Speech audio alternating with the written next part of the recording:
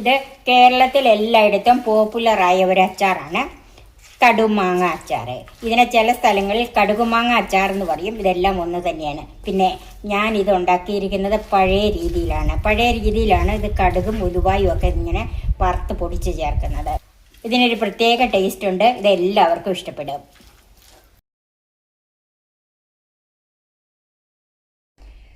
ഇതിന് 2 പച്ചമാങ്ങയാണ് എടുത്തിരിക്കുന്നത്. ഇത് തൂക്കം പറഞ്ഞ ഏകദേശം ഒരു 780 ഗ്രാമെങ്കിലും കാണും. ഇത് ഞാൻ എൻ്റെ മാവിൽ നിന്ന് പറിച്ചെടുത്ത പച്ചമാങ്ങയാണ്. 2 തുടം വെളുത്തുള്ളി, ഇതിൻ്റെ അകത്ത് വലുതൊക്കെ ഒന്ന് കയറിയിടണം, ചെറുതൊന്നും ചെയ്യുന്നില്ല. കുറച്ച് ഇഞ്ചി, ഒരു വലിയ കഷ്ണം ഇഞ്ചി, കുറച്ച് കറിവേപ്പില, 3 പച്ചമുളക്, ഇതെല്ലാം ചെറുതായിട്ട് അരിയണം.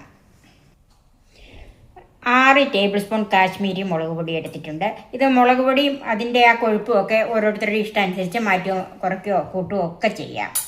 1 ടീസ്പൂൺ മഞ്ഞൾപ്പൊടി, 1.5 ടീസ്പൂൺ കടുക്, 3 വറ്റൽമുളക്, 1 ടീസ്പൂൺ ഉലുവ, കായപ്പൊടി അത് ഇടുന്നതിനാണ് നമ്മൾ അതിൻ്റെ ടേസ്റ്റ് അനുസരിച്ചാണല്ലോ ഇടുന്നത്. അന്നേരത്തേന് അതിൻ്റെ അളവ് പറയാം. ഉപ്പ്, നല്ലെണ്ണ, വിനാഗിരി. മാങ്ങ അതേ ഇതുപോലെ ചെറുതായിട്ട് അരിഞ്ഞ് വെച്ചിട്ടുണ്ട്. ഇഞ്ചിയും വെളുത്തുള്ളിയും പച്ചമുളകും ചെറുതായിട്ട് അരിഞ്ഞിട്ടുണ്ട്. ഇനി ഇതിലേക്ക് കുറച്ച് ഉപ്പ് ചേർത്തൊന്ന് തിരുമ്മി വെക്കണം.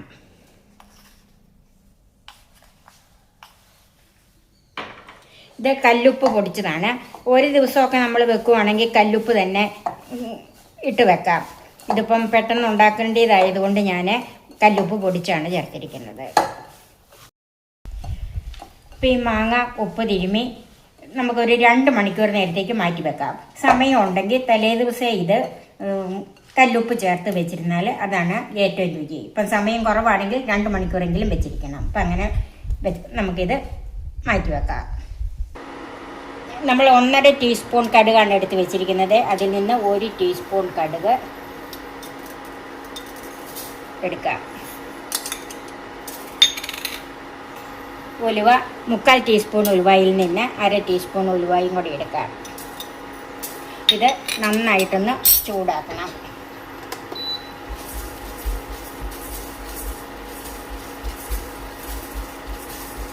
കട്ടക്കായമാണെങ്കിൽ ഇതിൻ്റെ കൂടെ ഇട്ട് ചൂടാക്കാം.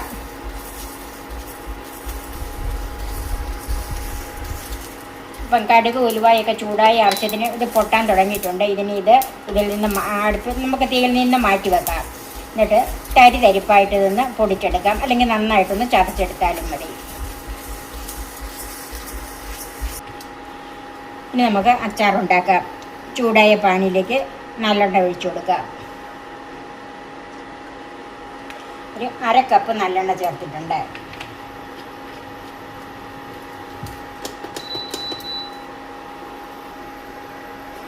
ചൂടായി നല്ലെണ്ണയിലേക്ക് കടുക് ചേർക്കാം.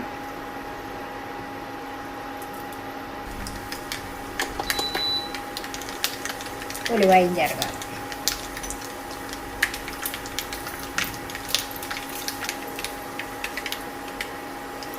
വറ്റൽമുളക് ചേർക്കാം. ആ കൂടെ കറിവേപ്പില ചേർക്കാം.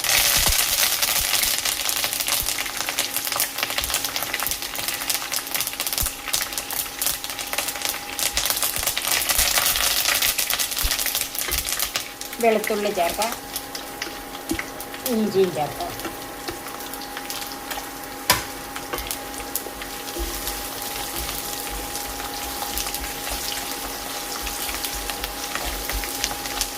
ഈ പച്ചച്ചവ മാറി ഒന്ന് മൂത്ത് വരണം.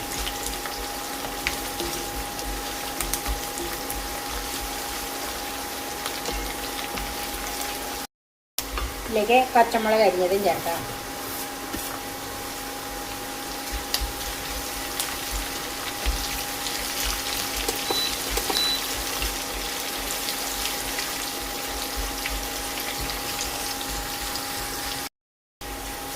ഇഞ്ചിയും വെളുത്തുള്ളിയും പച്ചമുളകും ഒക്കെ നന്നായിട്ട് മൂത്ത് വന്നിട്ടുണ്ട്.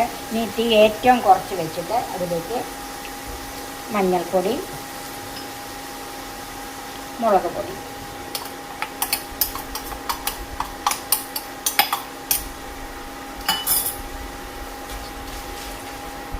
ഇത് നന്നായിട്ടൊന്ന് മൂത്ത് വരണം. തീ കുറച്ച് വെച്ച് തന്നെ മൂപ്പിച്ചെടുക്കണം.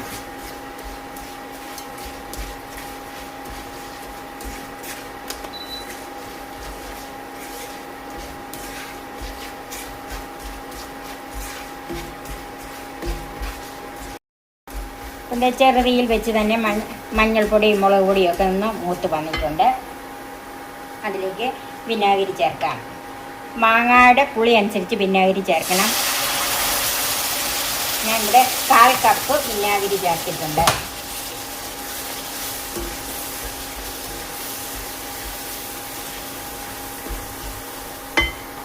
ഈ മസാലയ്ക്ക് അല്പം ഉപ്പിട്ട് കൊടുക്കാം.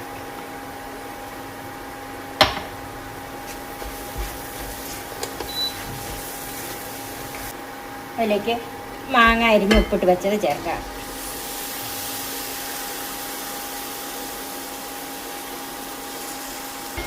എല്ലാം കൂടി ഒന്ന് മിക്സ് ചെയ്യാം. ഈ സമയം തീ കുറച്ചിട്ട് കൊടുക്കണം.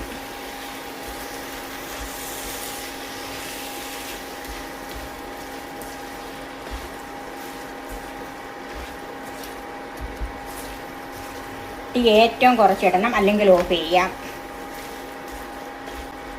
ഇനി അതിലേക്ക് നമ്മൾ വറുത്ത് പൊടിച്ച് വെച്ചിരിക്കുന്ന കടുകും ഉലുവായും ചേർക്കാം.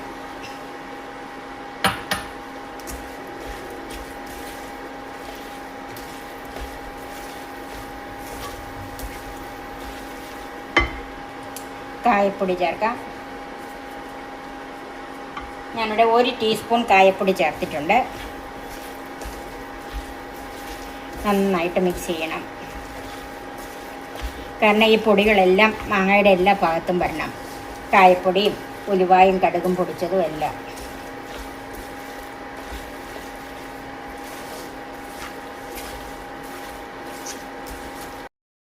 ഈ അച്ചാർ പല സ്ഥലത്തും പല രീതിയിലാണ് ഉണ്ടാക്കുന്നത്. ഞാനിവിടെ ഉണ്ടാക്കിയിരിക്കുന്നത് ട്രഡീഷണലായ പഴയകാലത്തെ രീതിയിൽ തന്നെയാണ്. നിങ്ങൾ ഇതുപോലെ ഒന്ന് വെച്ച് നോക്കണം. ഇതിനൊരു പ്രത്യേക ടേസ്റ്റ് ഉണ്ട്. ഇതെല്ലാവർക്കും ഇഷ്ടപ്പെടും. ഇപ്പം നമ്മുടെ അച്ചാർ റെഡിയായി. എന്തെങ്കിലും, അതായത് ഉപ്പോ അതായത് പുളിയോ കായോ എന്തെങ്കിലും ടേസ്റ്റ് കുറവുണ്ടെങ്കിൽ ഇപ്പം ഇട്ട് കൊടുക്കണം. ഞാൻ നോക്കിയിട്ട് ഒരല്പം കായത്തിൻ്റെ ടേസ്റ്റ് കുറവുണ്ട്. അതിലേക്ക് 1/2 ടീസ്പൂൺ കായപ്പൊടിയും കൂടെ ചേർക്കുകയാണ്. നന്നായിട്ട് മിക്സ് ചെയ്യാം. ഇത് ഒത്തിരി നേരം നമ്മൾ അടുപ്പയിൽ ഇങ്ങനെ വെച്ച് പോയെന്നാൽ തീ ഓഫ് ചെയ്തില്ലെങ്കിൽ മാങ്ങ ഒത്തിരി അങ്ങ് വെന്ത് പോകും. കടുമാങ്ങ എന്ന് ഒത്തിരി വേഗണ്ട, പച്ചപ്പ് നിൽക്കണ, ക്രഞ്ചിനെസ് കടിക്കുമ്പം കിട്ടണം. അതാണ് ഇതിൻ്റെ രുചി. ഇപ്പം ഈ അച്ചാർ റെഡി ആയി. നമുക്ക് തണുക്കാനായിട്ട് മാറ്റി വെക്കാം.